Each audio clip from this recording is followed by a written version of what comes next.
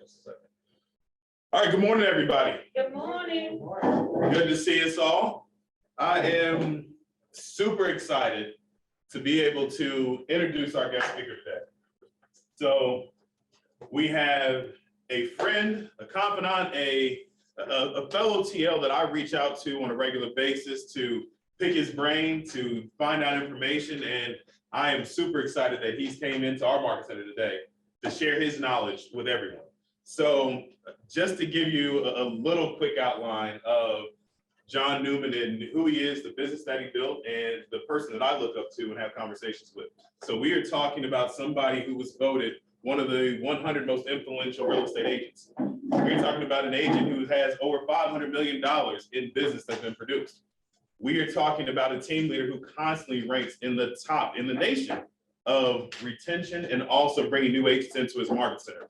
Without further ado, I'm pleased to introduce John Newman. Amazing. That was an amazing introduction. So I have a little bit of pressure on myself. So can everybody on Zoom see me? Somebody, I know nobody else talk sometimes. Somebody just say yes. Can I hear them on Zoom? Yes. Perfect. All right.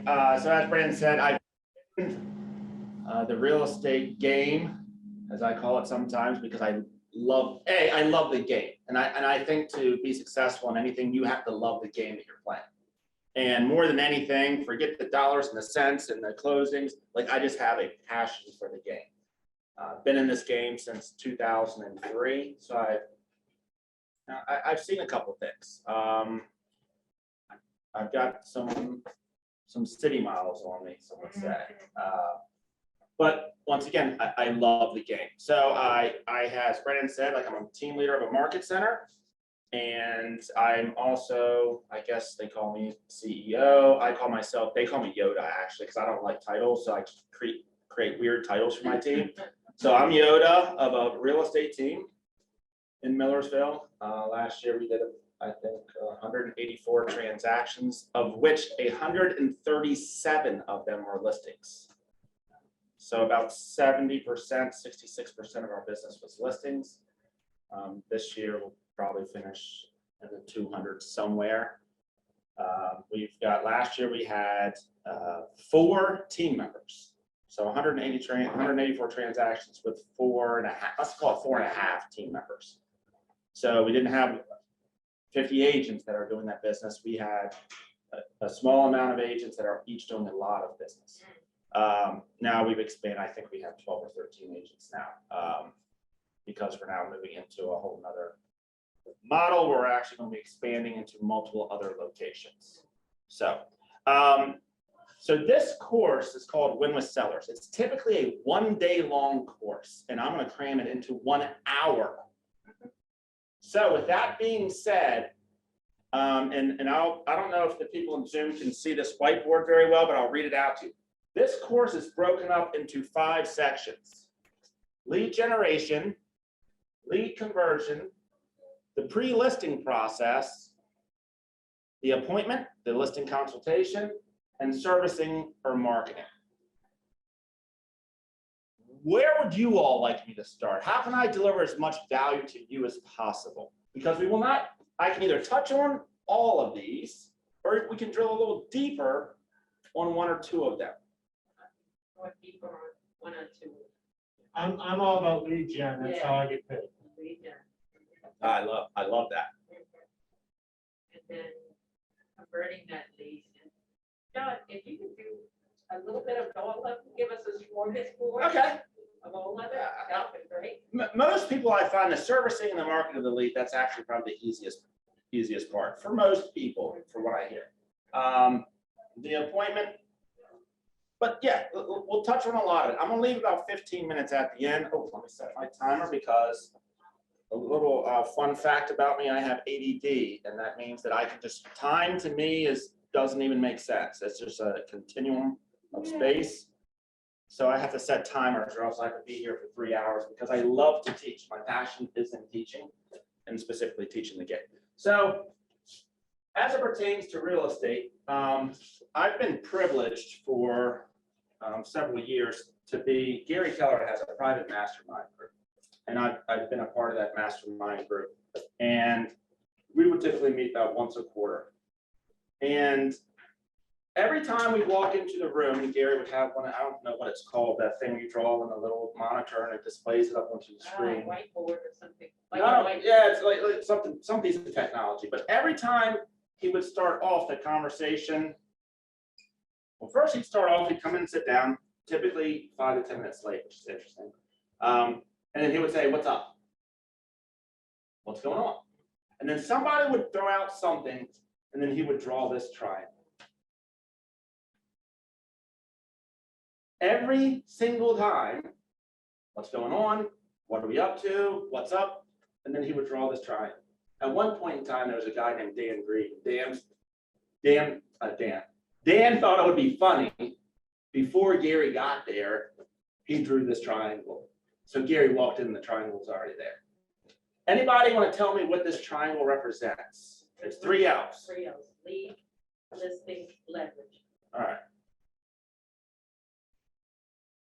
And forgive my handwriting. So back to the Gary Keller story. He walks into the room and Dan's already got this triangle written out. And Gary looks at it and everybody else in the room starts laughing. And for those of you that have seen Gary Keller or on stage, he has an interesting personality. He can be quite blunt sometimes. My wife even said so much to say it's like she thinks he's a jerk, like because he's just so outspoken. So everybody in the room's laughing, and Gary says, "What's so funny? The only reason I keep doing this is because you all don't get it." Now, these are some of the top agents in the country, and we're going to keep doing this until you actually understand how this game is played. Now, Jeff, correct? Yeah. You and I were talking this morning, and I'm not going to scare everybody, but I want everybody to walk away with a very, very simple concept. This year is going to be very, very challenging. I don't know about in the Baltimore metro market, but in the Anne Arundel County market, we have a severe inventory shortage. A crisis is what I said to my ALC. And a crisis is a circumstance requiring an immediate shift in strategy. See, what I saw some of our top producers in our office, we have a private Facebook group, and I kept hearing the narrative, "Oh my gosh, I've got so many buyers and I'm getting beat out on contracts. Woe is me." And none of you all are saying things like that. At least after today, none of you all will be saying things like that. And my conversation with my ALC members was, you have 2 choices in this business. You can let the market control you, or you can take the initiative to control the market. In other words, let's say that you have and I'm not familiar with the Tallahassee market very much, but you have a buyer that's 4 bedrooms, 2 baths, they're looking for a $400,000 single family house. And there's nothing, and they want to be in a specific area of Tallahassee, and there's nothing on the market. You can sit back and wait, or you can go find the house. The choice is yours. But if I'm planning out my goals and my dreams, I'm not leaving my goals and my dreams up to chance. Because here's what I know. If I have a deep enough commitment, if my want to is bad enough, I can go out and knock on doors. Now, maybe, I don't know about the area around here, maybe that's not appropriate because of COVID, I'm not sure. But I can do certain activities. I could cold call people if I wanted to. Make sure you scrub people who do not call us. There's things that I could be doing proactively to find a listing versus waiting for a listing to come on the market. And sometimes we call that lead generation. Matter of fact, our team last week had something, and I'll share with you the statistics. We had something called the game of phones last week. And the game of phones was every team member had to commit to 6 hours of outbound phone calls for an entire week. I think we had 10 of us that were participating. Over the course of that week, we made roughly 14,900 and some dials. 700 and I'll show the numbers too, roughly 750 conversations. And this was not sphere of influence, guys. This was brand new people going out and attacking. We set 31 listing appointments in 1 week as a team. We took 5 listings in 1 week as a team. And then we had 108 or 110 follow-ups to schedule another appointment. 1 week. On average, it was 4.5 hours of outbound prospecting to schedule 1 listing appointment. How many of you have 4.5 hours in a day? All right. So the choice is yours. So how do you use it? And even when, now, the interesting thing, I had 2 team members that actually had and I prepared them for this. At the beginning of the week, I said, listen, this is going to be a very, very challenging week for most of you. Some of you are going to have breakdowns and some of you are going to have breakthroughs. And I had 2 team members come into my office crying in tears because it was hard. And yeah, but, I'm sorry, do you provide scripts like? yes. Yeah. By the way, they're all in KW Connect. Yes, we do. We do script practice and role play. It's actually mandatory every Tuesday. And actually, let me just pull up these numbers really quick because you'll find it fascinating. Hey, in the Zoom world, if anybody has any questions, I will keep rambling. So please just stop me. Like, here's the actual numbers. And as you can tell, we track everything. Why do we track the numbers? To see where your emphasis is and Identify if there's any issues so you can fix it. Yeah. So, you know, when I first got into real estate, and I got into real estate as an investor, I flipped houses.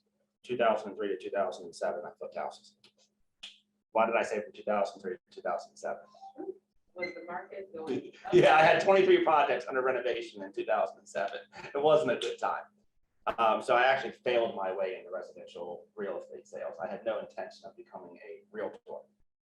I basically lost everything. So, but I kind of enjoyed the real estate thing. So from 2003 to 2007, I'm solely an investor. From 2007, I get my real estate license, and I've been in the real estate sales game ever since.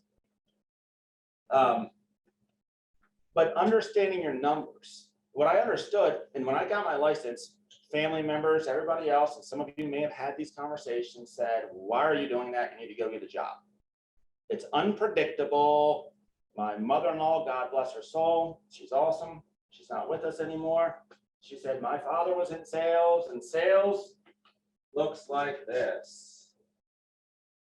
And you have a wife and 2 kids, like you can't do that. And what I quickly understood, because I'm somewhat of a math geek, as you can probably tell, yeah, sales doesn't have to be that way. The cool thing about sales is it's just a simple math equation. And once you figure out the numbers behind the math equation, you can exponentially multiply whatever you want the outcome to be.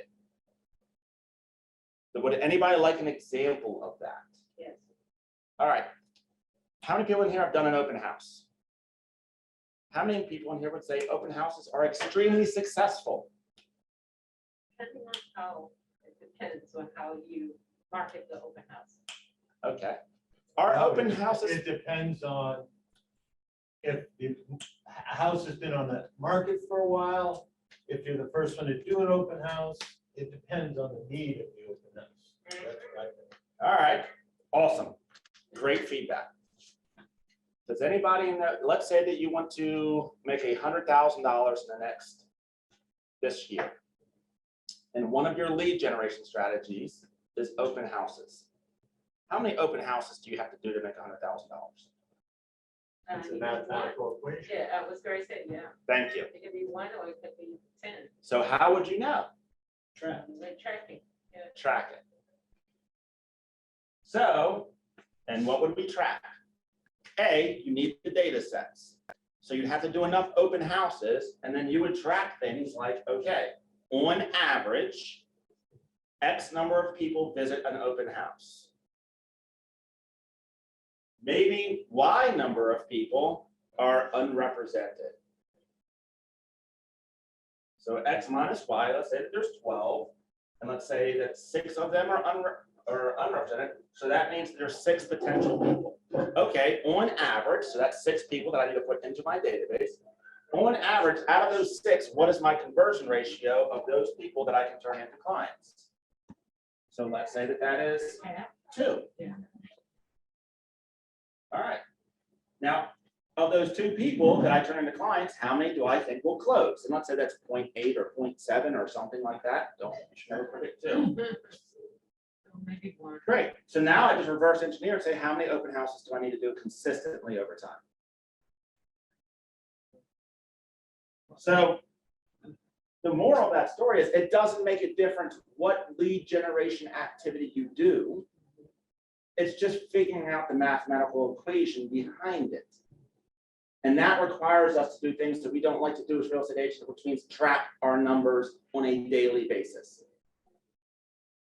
I always use this analogy to drill it home with people. Let's say that I wanted to be a fitness consultant, coach, and someone comes to me and says, I want to lose 20 pounds.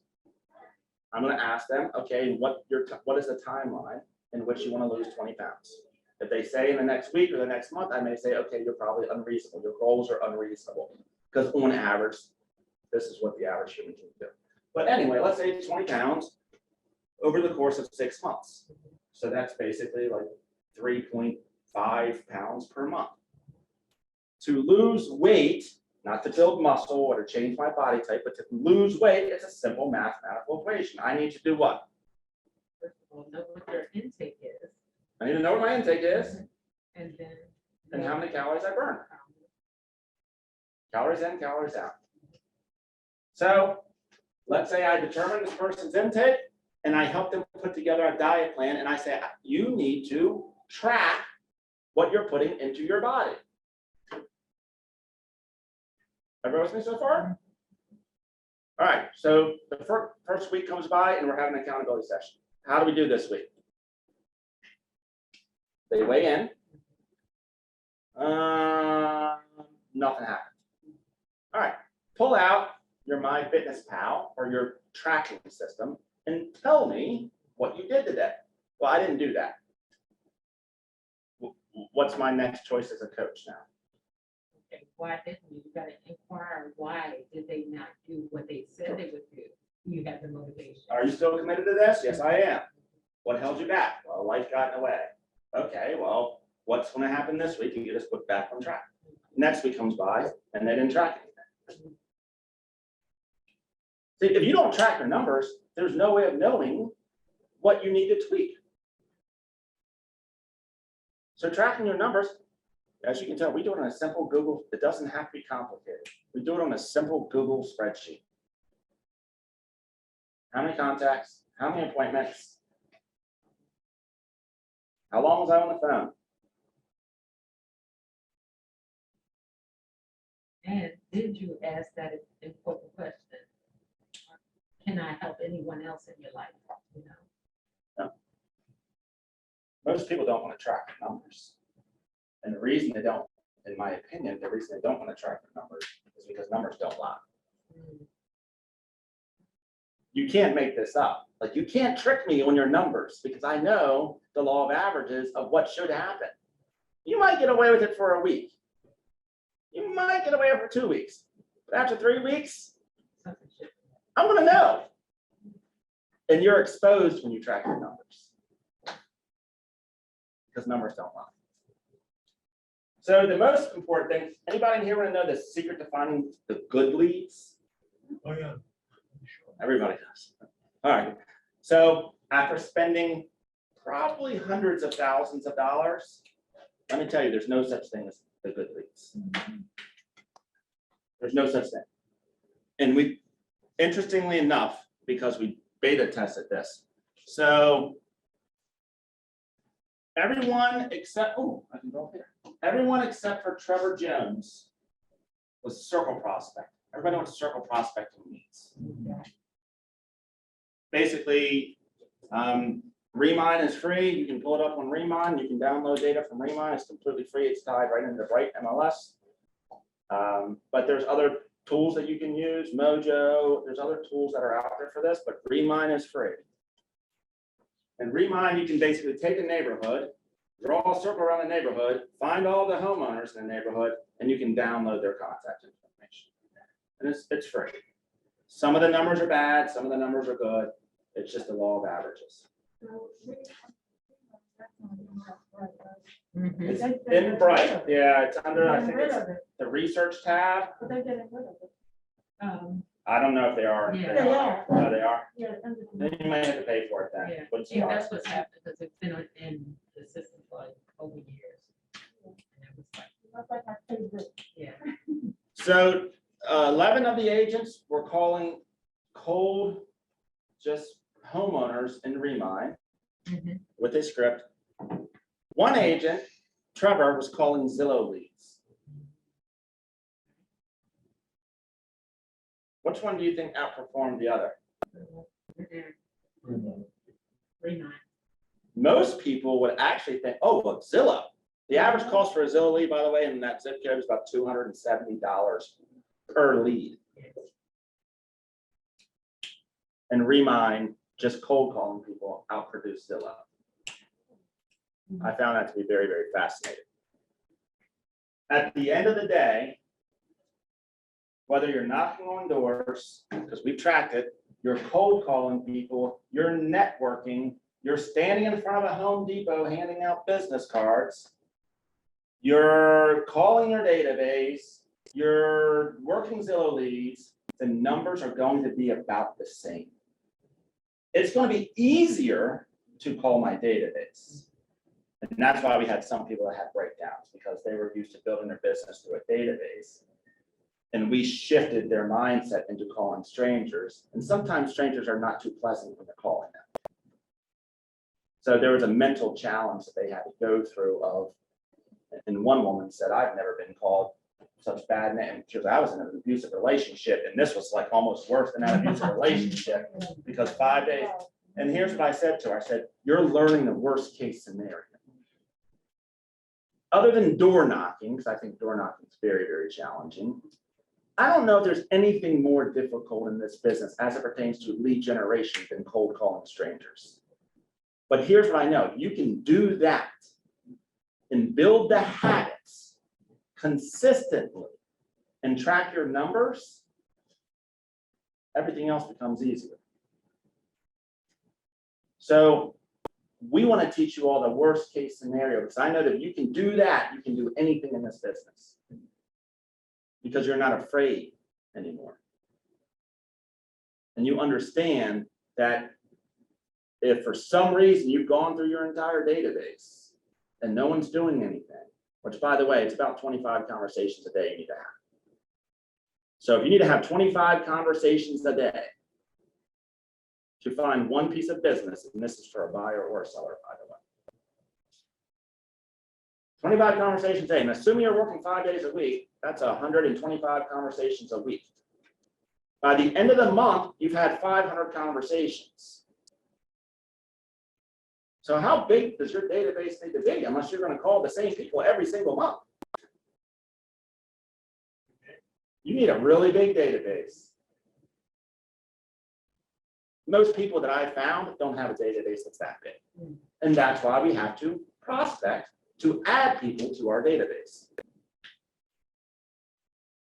When you understand your numbers and you understand the worst case scenario, at the middle of a month, if you're not hitting certain goals for appointments scheduled or contracts written, well, then what can you fall back on? The worst case scenario. And that's why we do it. The first 30 days that we bring on a brand new agent, it's quite interesting. We put them in what we call boot camp. And boot camp for the first 30 days is 100% prospect. It actually is designed to get you to quit. Matter of fact, you can't even work with a client in your first 30 days. You have to refer it out. Because you've got to get through boot camp, and boot camp is designed to teach you how to prospect based upon a worst case scenario. We don't talk about sphere of influence. You are basically cold calling or warm calling, which is still cold calling, inquiries that we generate. Facebook leads. I hear it all the time. Oh, Facebook leads don't work. Oh, yeah, they do. It's just a numbers game. And the numbers are going to work out to about every 25 conversations you have, you're going to find one piece of business. But what real estate agents, for the most part, I find one is we want the lowest hanging fruit. We want the lead that is like, I'm so thankful you called me because I was just talking to my wife and we decided that we're selling our house and we're going to do it in 3 weeks. And by the way, we have equity. We're going to be reasonable. We're not going to beat you up in commission. That's what we really want. Well, good luck finding it, because if somebody figured out how to find that, then we wouldn't be employed. You know who figured that out? Redfin. And you know what Redfin pays you all? A salary. So you don't want people to figure that out. You want to figure it out yourselves. And that means tracking these numbers. Every day, every day, every day. Let's switch back up and do it. Sure, thank you. Yeah. Any questions on that? So I noticed that you have other letters up there, like FC. Yes. and- So what are some of those, because I was trying to So figure them out. this is our process. Right. Our process, and I'll be happy to share that with you. Our process is a call, Mhm. which leads to a conversation, Right. which has a script. All we're trying to identify in that conversation is interest. Do you have an interest in selling your house?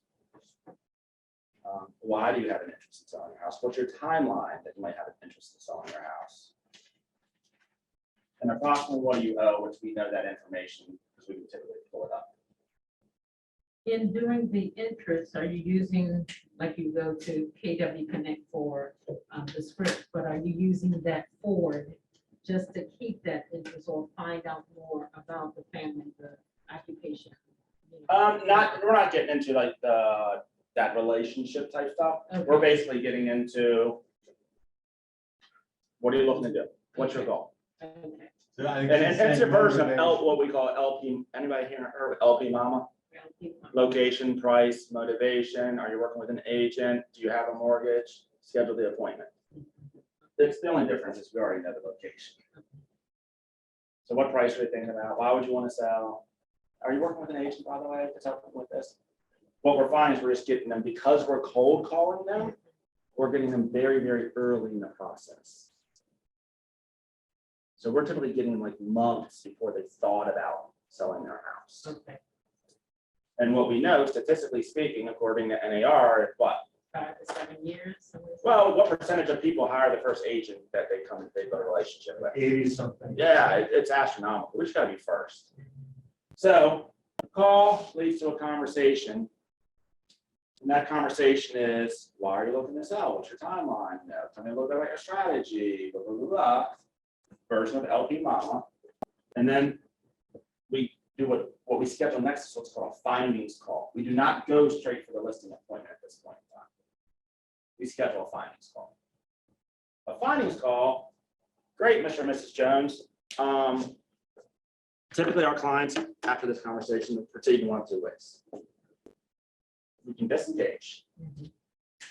or we could do what's called a findings analysis. And that's basically what some people call a CMA or a market analysis. Okay. And we can tell you what your house is worth, what the market is doing, et cetera, et cetera. Would that be of benefit to you? And then we schedule a time to review that data. When we send out that market analysis, we also attach what some people call a pre-listing package. The pre-listing package basically entails who are we, why we're good at what we do, and what our numbers are, and what marketing we use to get houses sold. So call, conversation, schedule a findings call. And then we track findings calls scheduled versus findings calls kept. So I scheduled a findings call with this person for Friday at 2 o'clock. They didn't show up. Why do we track that information? Conversion rates. What I know now is if this number starts getting really low, it's typically the agent is pushing too hard and the person's just saying yes to get them off the phone, which I do with sales. You know how many appointments I schedule with salespeople that call me? Honestly, almost every single time. Like my script to come back to a salesperson sounds interesting. Yeah, let's schedule time to meet or Zoom or whatever next Thursday at 10 o'clock. I just do that to get them off the phone. But call me next week to confirm. And what do you think happens? The majority of them do not call me back. So I just got them off the phone. I don't have to worry about like arguing with them. I just say yes, because I know that 90% of them won't follow up with me anyway. The few percent that do, I just push them off again. Hey, listen, something came up. I'm not proud of this. I just play games with salespeople, so I'm trying to understand what their tactics are. So findings call schedule, findings call kept, and then listing appointment scheduled, listing appointment kept, listing agreement signed. What we're finding is that by the time we've scheduled this findings call and we've held this findings call, either they're saying yes, yeah, what do we do next? This sounds great. What happens next? We're sending over paperwork. We haven't seen the house yet. We're just sending over paperwork because we don't need to see the house. That's just a formality. We can agree to do business together. We're handling all of the objections, everything. Well, what do you charge for commission? What kind of marketing do you do? My brother's a realtor. We're handling all of these objections on the phone before we ever go out to the house. Because when we get in the car, what do we start losing? We start losing money. We don't want to go on a listing appointment unless we have a high probability of closing that appointment. And that typically is done here in this findings call kept. But I love this book called Sun Tzu, The Art of War. Anybody read that? Sun Tzu, The Art of War. Sun, S-U-N-T-Z-U, The Art of War. And I'm going to botch this phrase, but there's a thing in there. It's a really good book. It applies to sales, business, everything. The battle is won or lost before the first shot is ever fired. And our process is designed around that. We want to eliminate everything before we go out to the appointment. So on the findings call, when we ask the questions. So tell me about the house. What improvements have you made? What updates have you made? You know, have you remodeled the kitchen? Now you be careful about this. People say, oh, my house is impeccable. And they haven't touched it. So then we ask a deeper question. So have you made any improvements in the last 5 to 7 years? HVAC, mechanicals, kitchens, baths, roof, windows, siding, like the big ticket items. So once we have that information, we're going to give them a range. So when we do our net sheet has 3 different scenarios. Based upon the information you gave us, here's the low end, here's the high end, here's the middle end. And we're going to review that on the findings call. Then when we go on the appointment, all we got to do is fine tune the numbers. So the person has actually closed 9 times out of 10 before we ever even see the house. Yeah, but So you give a range and they say, oh, no, we're worth 20 grand more than that. Yeah, Mr. Jones sold his house down the street. So what's your retort? okay, great. As I said, we haven't seen the property yet. So you let it go? It's possible that's $20,000 more. Assuming that that's the case, are you still looking to sell? Yeah. Do we sound like the company that you'd like to work with based upon the information we sent you out? And we're just asking the question. Like literally, usually at the end of that, we're sending out a listing agreement. And you know what you're walking into. Yeah. We're trying to handle and the reason we had to do this is because as we were bringing on more and more new agents, I couldn't go on a listing appointment with every agent to help them. So we had to figure out a process that was scalable. And now we have, like, Brant has been licensed for 3 weeks and he's already taken 4 listings. 3 weeks. He doesn't even know how to fill out a contract. He doesn't even know how to use Bright. Vaguely. By cold call.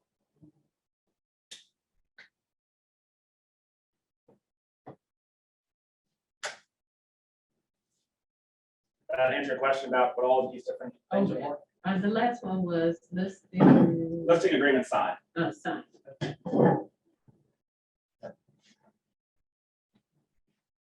Great, thank you for taking. Now, the pre-marketing package that we send out, once again, you can download it. There's samples right inside of Command. Okay, It's just a listing. It's basically a listing presentation. The most important thing that I would say for you all is know your numbers. And if you don't have great numbers, talk to Brandon. What are the market center's numbers? Our market center has sold blah, blah, blah, blah, blah, blah, blah, blah. Like, so if you don't have a lot of, experience selling houses or listings, great, your market center does.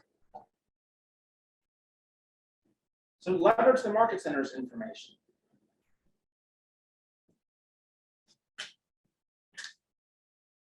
The other thing that I can tell you is prepare, prepare, prepare.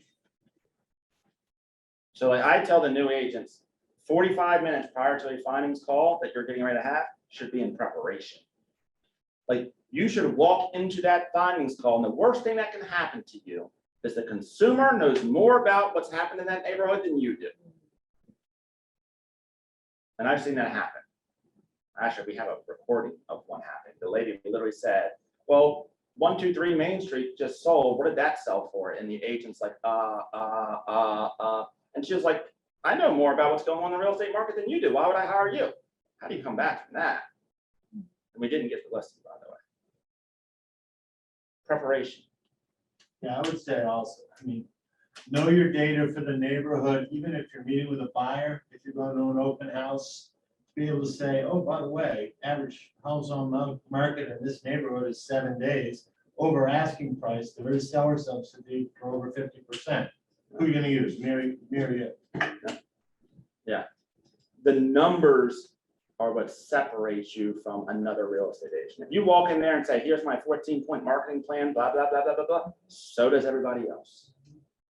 But what's going to separate you from being a true professional is knowing the data. Because it's hard for people to argue with numbers.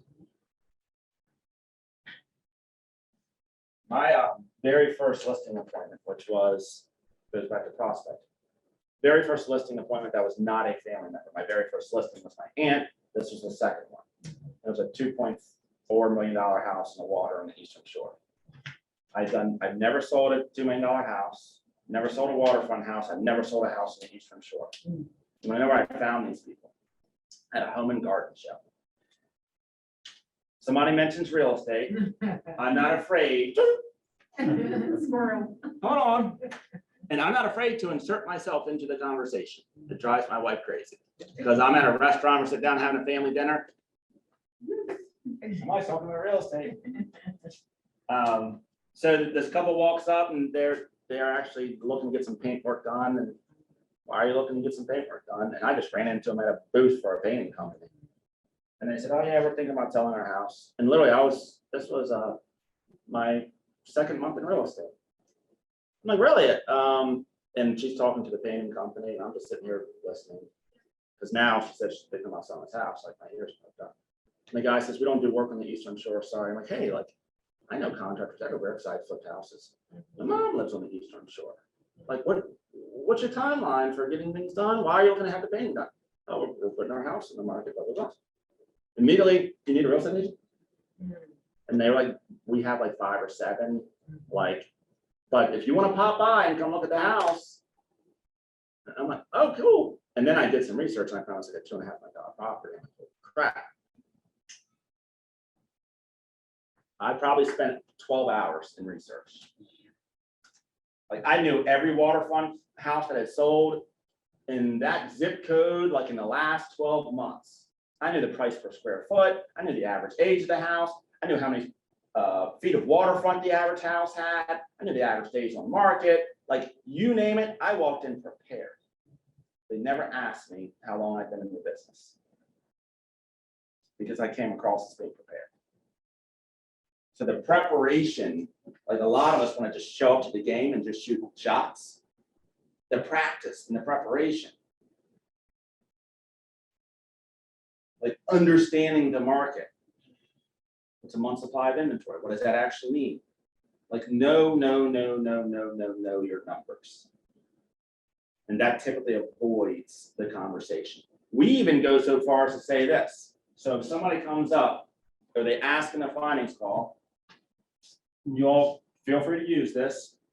We say there's a very, very simple equation to getting your house sold for the shortest amount of time for the most money. Would you like to know that equation? Yes. Yes, all right. Pricing plus exposure equals a sale. And then I will say to the consumer, now on the left side of this equation, I hope I'm using the right language there. One of these things matters more than the other thing. Which one do you think that it is? Is it pricing or is it exposure? Oh, you're gonna find a nut somewhere, so the exposure. And this is typically how the conversation goes, like 50-50. So then I will say, all right, well, let's just play a quick game. And I'll usually find either something in the house or a car that they drove. Something that would have value. Sure. And I'll say, and let's say I drive a 2011 Nissan Maxima. Mr. and Mrs. Jones. Let's say you're looking to sell that 2011 Nissan Maxima. What do you think it's worth? And do you think most people know what their car is worth? No.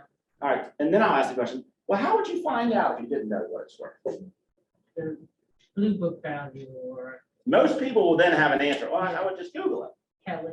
Or, Okay, great. So then we'll literally pull up like Kelly Blue Book or Auto Trader or Cars.com or one of those places. And it'll say that, okay, the range of that, whatever is $4,000 to $7,000. And then I'll say, all right, Mr. and Mrs. Jones, let's say that we put that car on Facebook Marketplace for $1,000. What do you think is going to happen? get a lot of attention, a lot of exposure. Okay, a lot of exposure. Do you think by chance that somebody will offer more than $1,000? Awesome. Yes. Why? Because they want to get the win the Because it's bid. worth more. Because it's worth more. Well, how do you know it's worth more? Blue Book says. Because the blue book says it's worth more. All right, great. So is it fair to assume that this car would probably sell for close to what it's actually worth? Mhm. Did I give it the car much exposure? No. All right, now let's flip this. Let's say Kelly Blue, it's $4,000 to $6,000. I'm gonna put my car, I'm gonna sell it for $10,000. And I'm gonna have hot air balloons, I'm gonna have television commercials advertising this car. I'm gonna have, clowns running up and down the street around this car.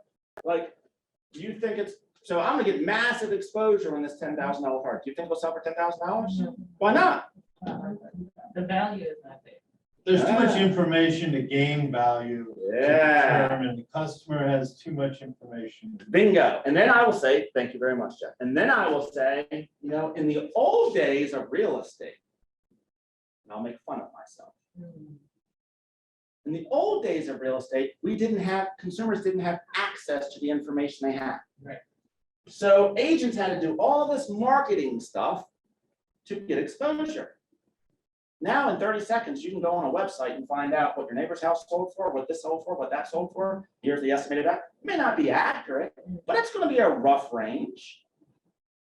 So we have access to information. And then I will pick on agents. Mhm.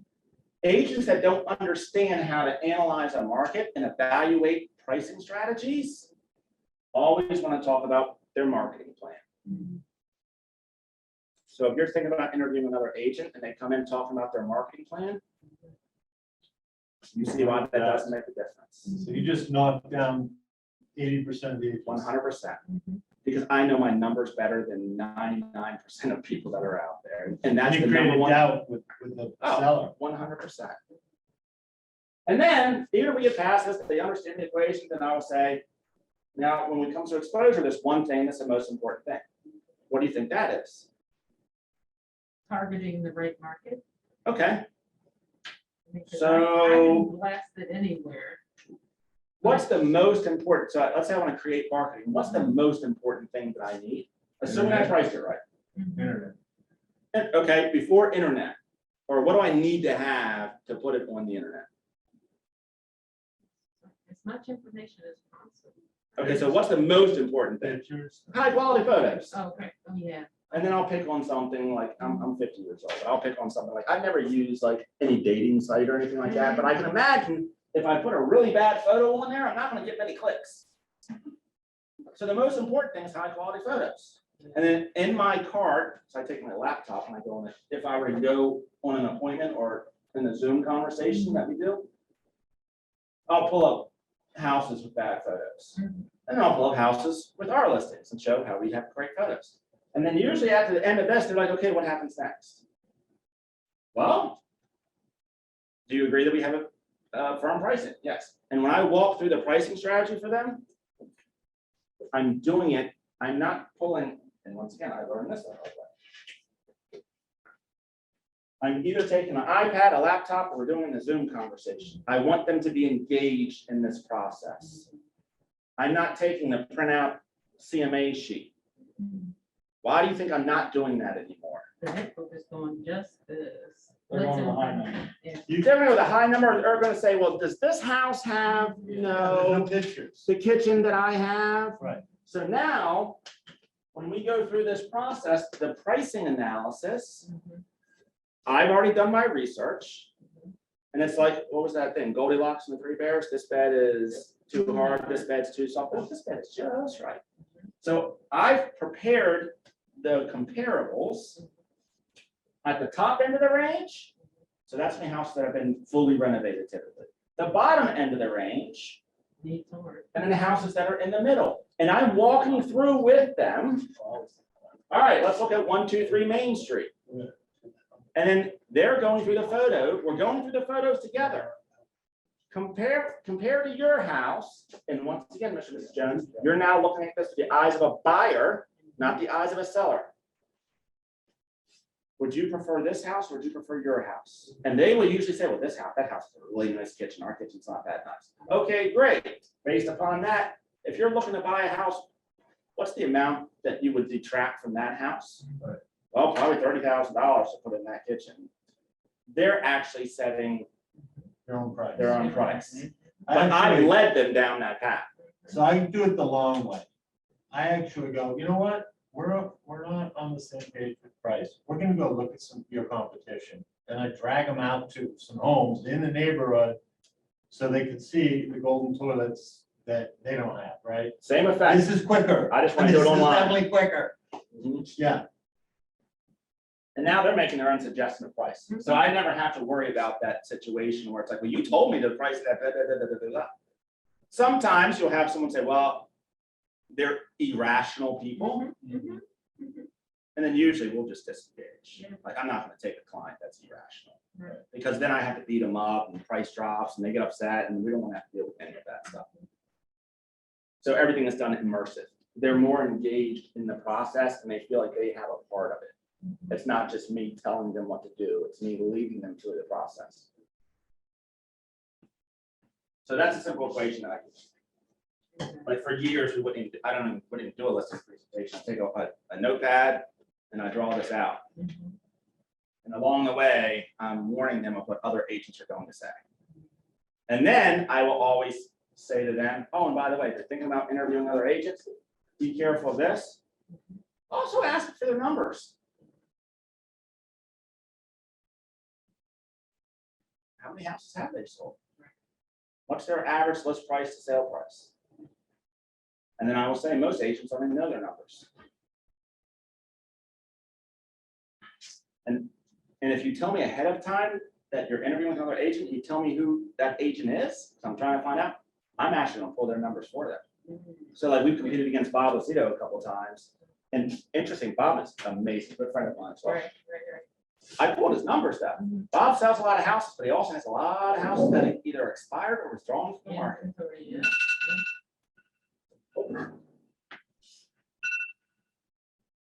That's like my warning sign. Like us. Any questions on this simple formula? Yeah. It's simple, intuitive. We don't get all into like the 15-point marketing plan and blah, blah, blah, blah. I have used one additional thing in that formula, but I've been using that formula for the past 2 years now. I use price plus condition and exposure. So I do throw a condition in there. Yeah. Because some people are also irrational as to what the condition of their home is to what the market could feel that their condition. of their Good home point. is. Good point. So I don't. I'm Very, curious very, if you- very, very good point. Yeah, highlight. curious if you throw it in there. Okay, yeah. Sure. Yeah. There you go. The 3 Cs, communication. Price, condition, Yeah. exposure. And then We've recently just tweaked something just the last couple of months, so I'll just give you a show of what's to come. We're also asking the question now. It's, instead of having 3 scenarios, we offer a 4th scenario. The 4th scenario is the easy button. If someone were to offer you just cash, you can walk away tomorrow and not have to do any of this aggravation, what would You that got be? that, that's the question. Yeah, you got that. And the reason we started asking that question is because we actually started seeing people Yeah. that were selling their house to another, like a we buy houses kind of Yeah. person, knowing that they were leaving a lot of money on the table. And now we're offering, And you're not skirting the situation, because it's real. They know. oh yeah, I'm giving them all the numbers. Exactly. When we first started out, Zillow was, no matter how we would do, oh, but I have a Zillow. I saw it on Zillow, but Zillow said. Yeah. And so at first we were avoiding the Zillow questions. Now you hit it head on, especially with the high buyers. Yep. You're now saying, hey, are you, contemplating going with a cash buyer? I mean, a cash, offer. And here's the other thing that hit me, and I'll come right back to you. You'd be amazed at how many people are choosing this option and they're actually knowledgeable about real estate. I was at had a party at my house. My stepmother came up to me and she was like, did your dad talk to you about Market Pro homes? And I was like, and Market Pros in this area, because they're everywhere. I'm like, no, but I know Danny pretty well. Why would Market Pro homes come up? He was like, oh, well, he has this rental down in Upper Marlboro, and he called Market Pro Homes to sell it. And I said, did he sign anything? And she was like, no. She was like, but I think he's pretty close. And my dad is a burly guy, like my dad's kind of guy. I walked up to my dad and I was like, what the hell are you doing? And I would never say this to my dad. Then you know. And he was like, well, what did I do? I said, are you stupid? And like, he was like, what did I do? And I'm like, why would you call Market Pro Homes? He was like, it's easy. My dad, you own 30 rental property. Like, you understand the business of real estate. I'm your son. I've been doing this for a long time. Why wouldn't you? Well, I just didn't want to bother you. And they sent me something. And sure enough, he was going to take a cash offer. I think it was like $150,000. Now, this house was in disrepair. Like, trust me, tenants had just moved out. It was a train wreck. My dad's in the 70s. He doesn't want to deal with anything anymore. And I put that sucker on the market and got 230. Matter of fact, I told my dad, I said, listen, if you want to do something stupid, I said, I'll buy it from you for that price then. Yeah. At least we're keeping the money in the family. But I'm going to tell you right up front that I'm screwing with me. Yeah.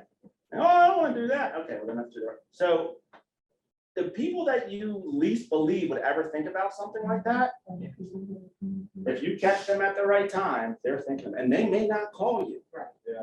Right. Because it sounds too good to be true, but not realizing it is too good to be true. Well, those, It's I mean, also extremely easy. Really. No. What I'm They might saying, be done. I mean, those are yeah, the you get the money, questions that, but you're leaving so much money. Yeah. on the table. No. And the funny thing is, a lot of us sit here and think the only reason these companies exist is because we weren't asking the question. We make assumptions that every seller wants to sell their house for the most amount of money, which is so inaccurate. Has anybody ever Uber Eats food? No, I don't do it, but. Anybody? Yep. Too expensive. Our grandson does it. I Okay. mean, he's. My son the other day, Uber. Uber eats pretzels from Annie's Pretzels. Yeah. Spent $47 on pretzels.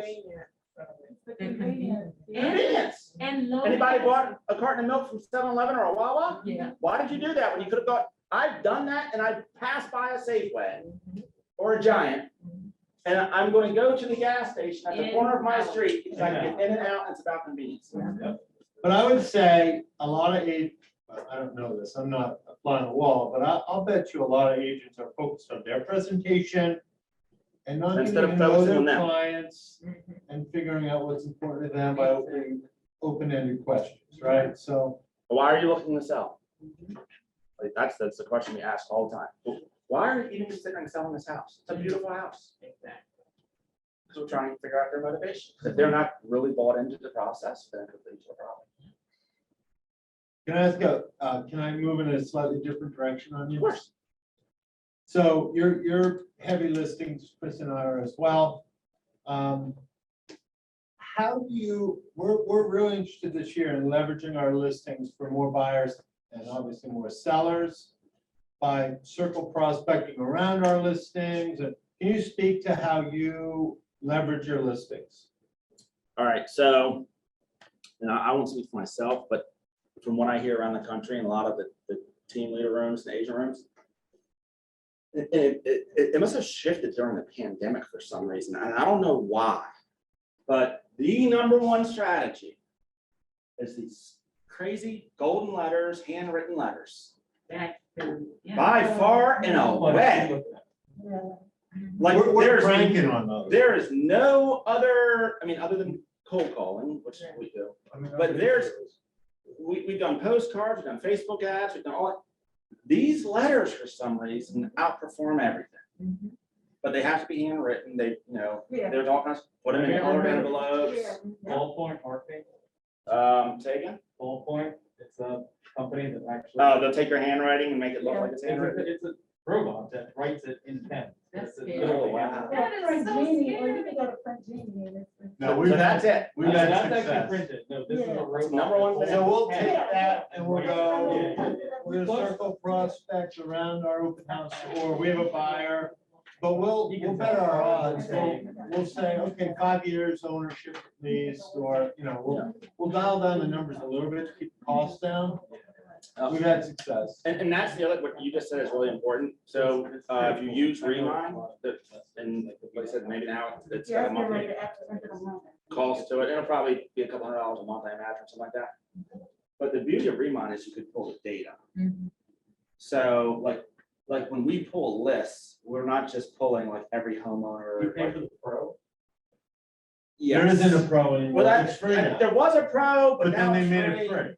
But now I guess there's gonna be a cost to it. Yeah. But whatever we did have pro and then it became free, like Leo started the company, like a KW agent, by the way. Mhm. Leo Brea. He was one of the top agents in the country when he started Remind. Wow. But we would pull data sets. So we wanted people that had been in their house more than 10 years and had equity Do you know your place of to keep our costs down. Right. Like we didn't want to call someone that just bought a house 12 months ago. Right. So get grants, like you can find research on what does the average seller look like? Like what's the demographics of the average seller? Like the average seller's over the age of 50. Now you can't pull that information, but you can see how long they've been in the house. If you want to get really granular, like you can pull high quality The data. average first-time home buyer is 35 years old. So if you're gonna go after, home buyers, hit apartment buildings with 35-year-old renters. Lead generation doesn't have, but the letters by far and away. Yeah, we've had that. Don't Remarkable. overthink it. Just do something consistently. Consistency every single day. I'm going to have a certain number of conversations, which is going to lead to a certain number of things. Track the numbers, track the results, and then just scale that, Mhm. like duplicate that. Like And we've tracked everything so much that the reason that we're moving into expansion now, I could pick up today, move to Florida, and literally do the same exact thing and have predictable results. And in any state in the just US. plug it in. It's the Plug it same in. process. Mhm. Same script, same data sets, same calls, same process. And can teach anybody how to do it. There's nothing unique about it. It's just a process. Every one of you should have your own process that you go through. Take bits and pieces from anybody else and formulate your own process. All right, what questions do we have? And there's no such thing as a bad question. I'll answer anything.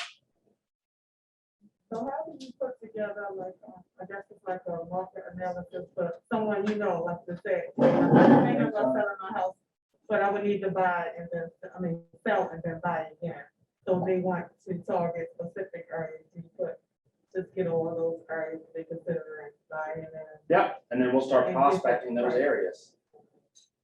Yeah, that's 100%. We will now start targeting. I need to sell my house in Towson and I'm moving to Pikesville. Okay, great.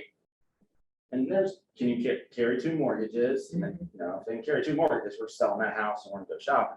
But assuming that they can't do that, then yeah, we're gonna start prospecting Pikesville to find them a house to go to. And Command allows you to do that when you do your neighborhood nurture and neighborhood update. So when I get their address, what I do is put also, I blow up the map and check off areas that they're future looking for, just so that, Yeah, so that's a question. Great. Mhm. That's a question that we ask people, like, where are you now? And if you could have your dream home, where would that be? What would that look like? And then we'll set them up on a neighborhood nurture for wherever they want to go. So here's the other thing. And it's just something we drill into our agents' heads. Right, as it pertains to leads, because typically leads is where I hear the problems all the time. And then for me, it's very, very simple. If you own a house currently, what are you? You're a seller lead. Oh, seller lead, yeah. Statistically speaking, I don't know when, but that house will transfer ownership at some point in time. So when we code our system inside of Command, if they own a house, they are a seller lead. Our job is to connect with them and stay in relationship with them. And then we develop what's called a 36 touch around that. If they don't own a house, what are they? A buyer lead. They're a buyer lead. So we develop a 36 touch for a buyer lead. And the question is, if you could buy a house one day, where would you like it to be? And then we develop a 36 touch around that. If you go through life and you think about that one simple thing, you will start thinking that every single person I come across is a lead. Like, look, every single person is a lead. So now we have a lead generation strategy.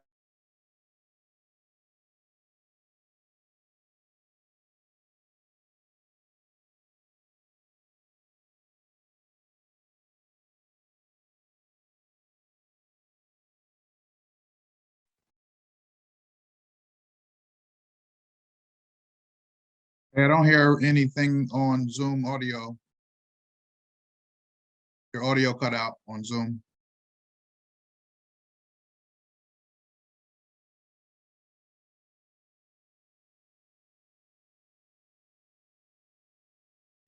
And So a quarterly conversation. I think training is required in that first.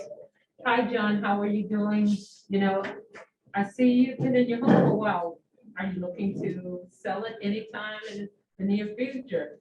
And once you said, yeah, I'm thinking about going to Florida, time to retire. But we think in our head, we got that key. What we call them, Mhm. just because we had to create a process, and this actually came from my insurance agent. I've been with the same insurance agent for 25, 30 years. I don't think he calls it a 36 touch, but my insurance agent sends me mail, which I don't read. He sends me emails of things that go on nationwide, which I don't read, but I get them. I think we're friends on social media, but I'm not huge on social media either. But he calls me every quarter. Yeah. It's so robotic. It's like, oh, John Underwood, there he is. And he's gonna ask me typically 3 questions. Or he's gonna start with this. Hey, John, it's Underwood. Just wanna let you know, I've reviewed all of your current policies. reviewed the rates, and at this point in time, I really don't see any need to make any changes. Unless there's something coming up, thinking about buying a house, buying a car, having a kid, anything coming up that I need to be aware of. No, I don't. Great, how's the wife and kids? He's one of the few service providers that if you ask me today who's a great accountant, I couldn't tell you. Right. But you ask me who a great insurance agent is, I'm gonna say John Underwood, Nationwide Insurance. By the way, I have his phone number. And it's literally because he stays in contact with me. So what we reverse engineered, if someone is a seller lead, once a quarter, we're sending them a market analysis.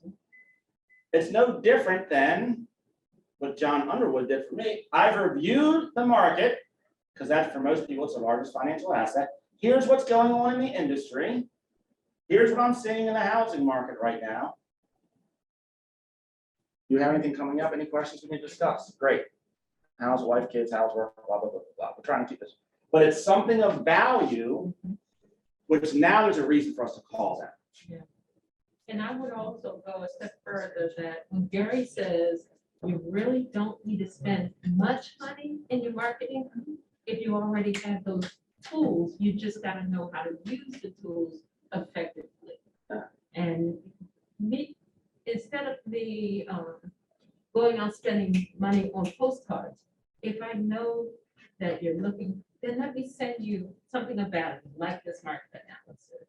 That's what most people want to know. They want to know what's happening in the market. So I love neighborhood market analysis because that's, you're not giving the cow away. Right. Yeah, Right. So, but you're, you know. you're giving something of engaging. value. Yeah. Right. Thank you so much. Yeah. Thank you, Jack. Yeah. And then everything else is email, things like that. Yes. With your data, are you tracking the time it takes from the person makes the first phone call until the listing agreement gets signed, like on average? what Yeah. you see? Yeah, it's not on that chart because that was a 1 week snapshot. But yes, my operations guy, he 100% tracks that. And what we're finding is on average about 90 days, Mm, 90 to 120 days. okay. Is that's what we're finding right now.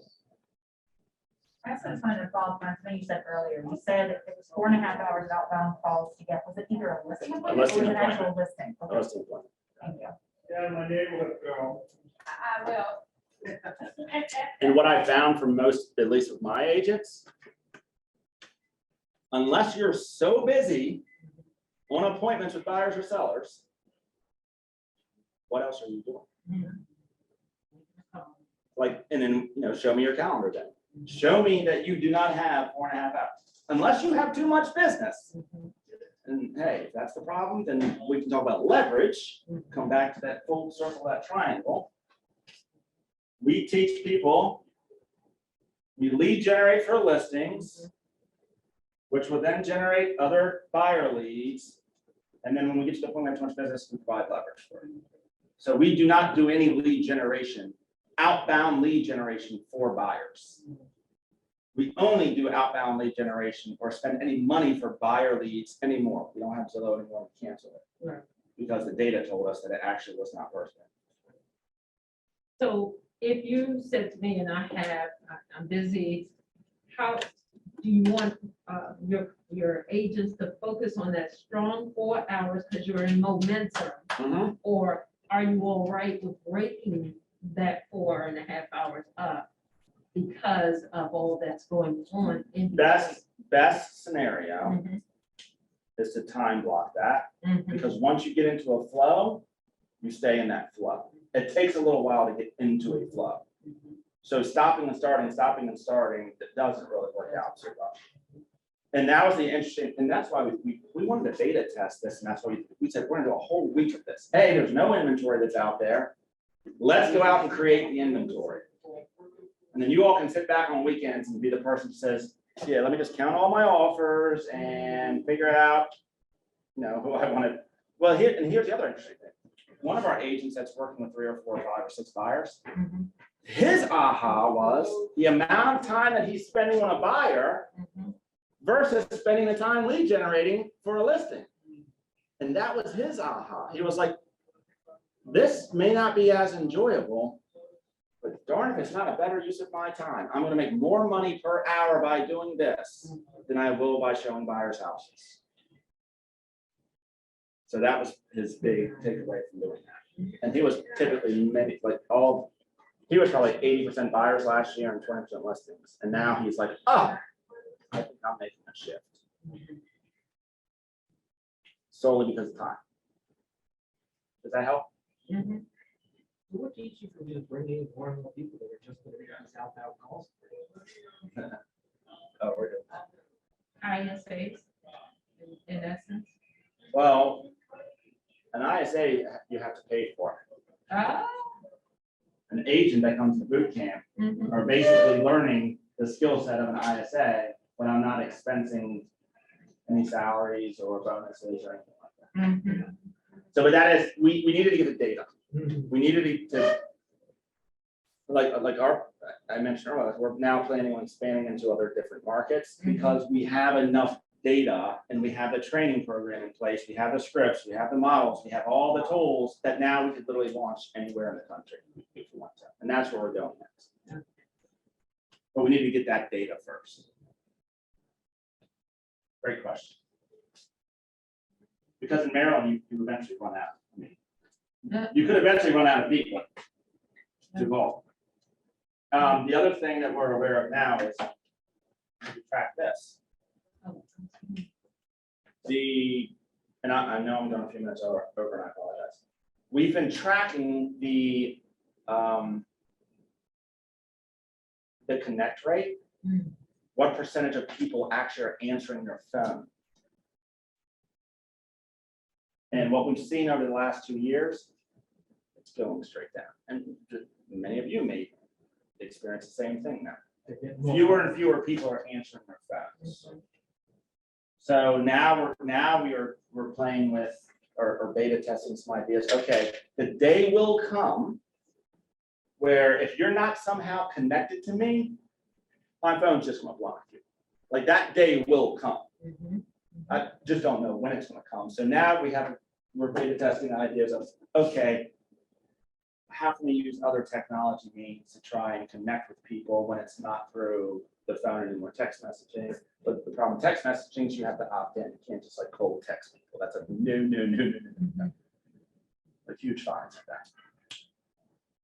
Text messaging, DMing people, creating a community of people so that there's something else of value that they want to plug into, and then we just cross-sell in real estate. Things like that. Makes sense. Yes, sir. With all the listing appointments, are you guys tracking the active demographics of the people that are listing the property? Like, are you finding average age of listing a property right now is X? We don't track that specifically because we don't ask the question like, so, when were you born or anything like that. But I will tell you that it seems to be 50 plus is about the average age.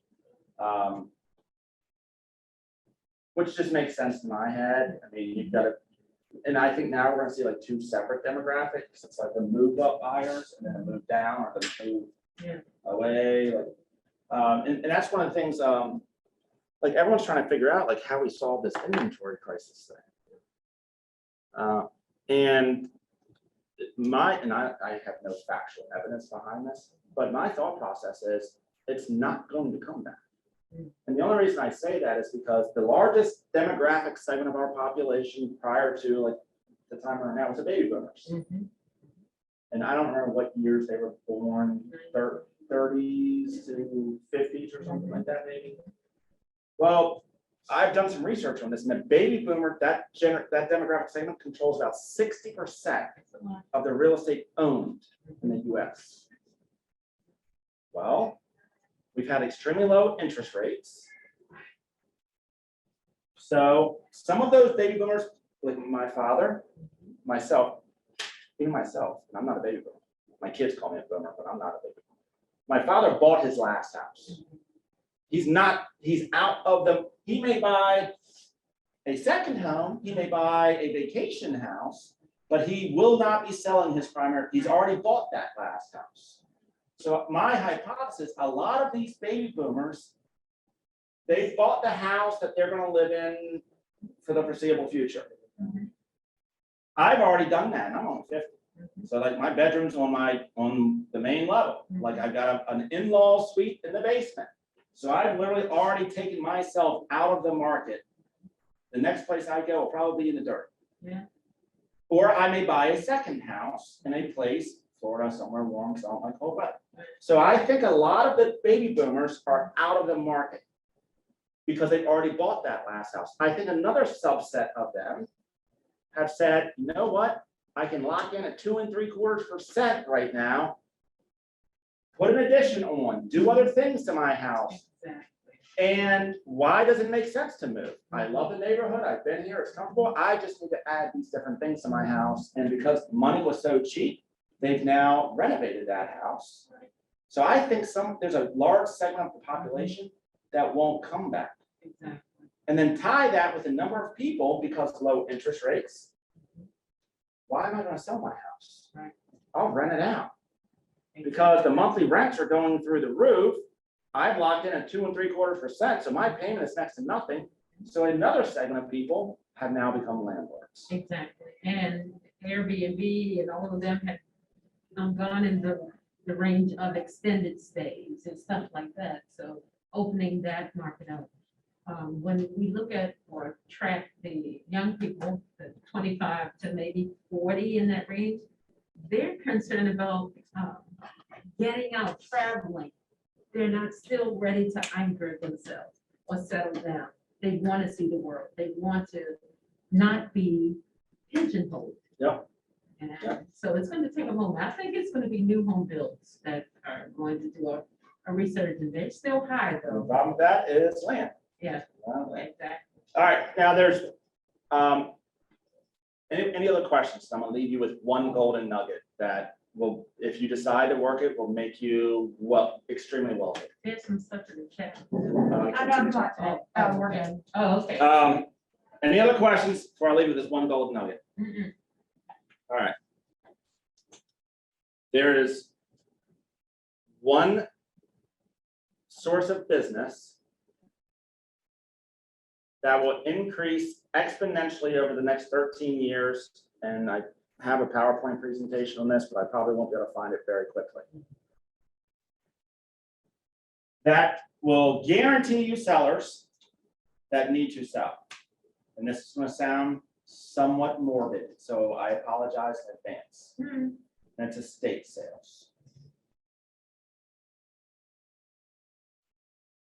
Once again, the largest demographic segment of our population prior to right now was the baby boomers. I've researched, because I'm a geek like this, and I've researched and gone back in time and said, okay, what years did we have the peak births? Everybody follow so far? 4 times. And then I researched and said, okay, what's the average life expectancy of someone in the US? And then reverse engineered over the next 13 years. The number of people in real estate that is transferred through probate Mhm. is going to look like that. And then it starts to go like this and it starts to dwindle back down. Matter of fact, I think it's like 2032, 2035, something like that. There will approximately, assuming that everyone lives to the average life expectancy, which is not going to happen, but approximately 4 million houses will transfer ownership from that year. Now, to put that in perspective, on a typical year, there's only about 4.5 million sales in the US. In that year alone, there'll be about 4 million estates that are transferred. Coupled with what happened in 2019-20, which is COVID, and the many people have lost their lives. And now trying to understand, what do you do with their homes? What do you do with their estate? So that's even another layer to what you're saying. And honestly, just if I were projecting to the future, those estates will most likely be passed down to the heirs. Sometimes these houses are older, they aren't fixed up. What do you think their heirs are going to want? Majority of them heirs are going to want to do. Yeah. They're going to want to hit the easy button and just cash that thing out. They're not going to want to go fix it up and do all these different things. Blah, blah, blah, blah, blah. So it's a very delicate situation. The other beauty of this is it's public information. I can go right down to the courthouse and I can sit in the room and I can pull every probate record for the last year if I want to. And I can find who the personal representative is of the estate. And then I can figure out how I want to contact them. Just takes work. But you have people that have a high motivation to sell. It's not, I hope to sell, like it's going to happen. They need our services.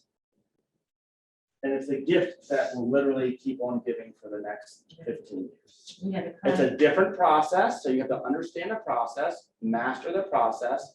It's a delicate conversation. You know, because someone's dealing with a loss. But these people need our services.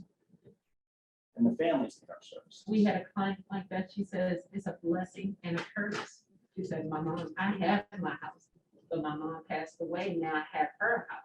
And like you said, it needed work. So the blessing is I was given, you know, this estate. But the curse is I can't handle 2 mortgages and I don't have the money to fix up that. That's one of the segments that a lot of these we buy houses people target. And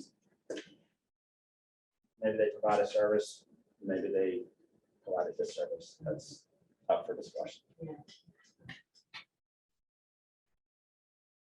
Somebody's gonna master that market, build a really big business around that.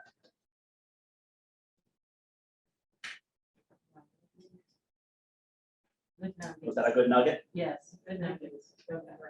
Thank you so much. I think it's funny you were saying that like you were gonna give us this last gold nugget or this one gold nugget. And I'm like, I don't know. I have a lot of gold nuggets that I wrote down. Right. I don't know about anybody else. Here. Well, the probate one is like a secret sauce. Yeah, it is. You know, interesting, so I've done it in Anne Arundel County. And and I didn't do it last month, it was some point last year. I don't remember what month it was.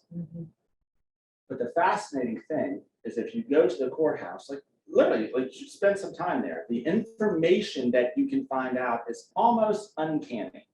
Like you can pull a probate record and it will tell you, here's the property address of all of the real estate that is owned. Because if they own multiple houses, it gives you a list of all of their real estate holdings. Yeah.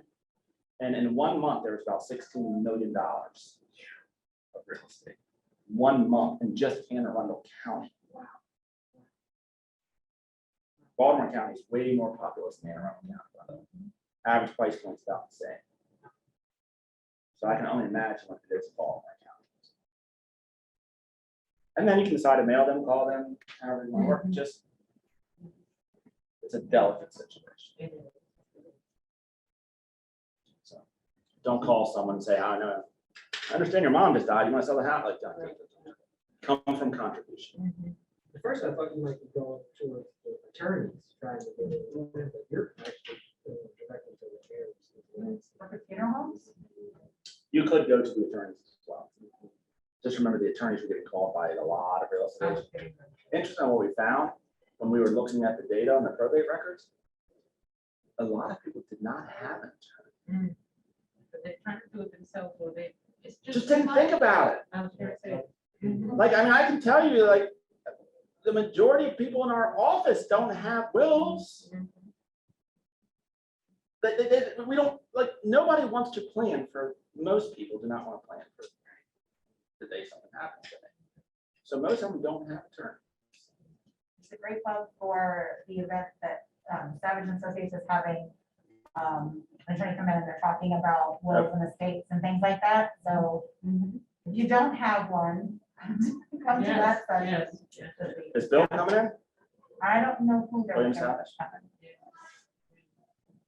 Yeah, a lot of them don't have attorneys, but they didn't plan for it. Right. So it's a delicate subject. And once again, you can find anybody today in social, like literally, like you give me somebody, I can probably find them, and I can probably find their phone number, email address, and everything, because all the data is all out in the public space now. We just got a text this morning from one of our clients who said, I finally got the right to sell my dad's property. I'm like, yes. And Stick the to it. question that you should be trying to answer for yourself is not what can you do to get their house sold? Mhm. How can you come from contribution To help them do it. to help them through the process? Because a lot of people don't know what that process entails. Come on. And I know that for myself because I went through it with my mother. Wow. Had no idea, But who she had to jump through. had no idea, didn't know what any of this was, didn't know, Mhm. Wow. so. Somebody would have called me and helped me through the process, then I would have been much appreciated because it would have taken it off my back. Mhm. Awesome. One of the things you brought up is you find people that just want to sell their house, they don't want any issues, right? They're just done with it. Like your father. Like in his situation, he let you list it. Mhm. Are you guys actually working on a deal where you buy Yeah, from the person? Yep. And then you'll have a list it. Yep. Okay. Yeah. wholesaling, but don't take this the wrong way, wholesaling, but honestly. Yeah. Because I'm explaining all their options. I'm not trying to say, Yeah. pull the wool over their eyes. Exactly. But you're not doing you sell. Yeah, like if someone wants to buy it, we're just buying it. We're not gonna wholesale it. We're I just was gonna, very sad. we're gonna buy it and then sell it, or buy it and then fix it up and sell it, or buy it and hold it as a rental. Like we're in the business of, building wealth through real estate, not just in the sales side. So if they want to sell it for cash, we're gonna give them their options. And the other thing that we're gonna launch this year is a contractor company. So if you want to go with the option of fixing it up, great, we can cover that for you too. Are you gonna be using Keller Offer? Yeah, first of all, our Oh, own. okay. Oh, okay, okay. Keller Office is a great option if you don't have that other option. Right, exactly. But if you're creating that, Because we have clients on the other side that also need contracting work. So we might as well just launch a contractor company. Thank you so much. yeah. Anything Oh my else? God. Well, Now, I'll give, if you all, I'll give my cell phone number if you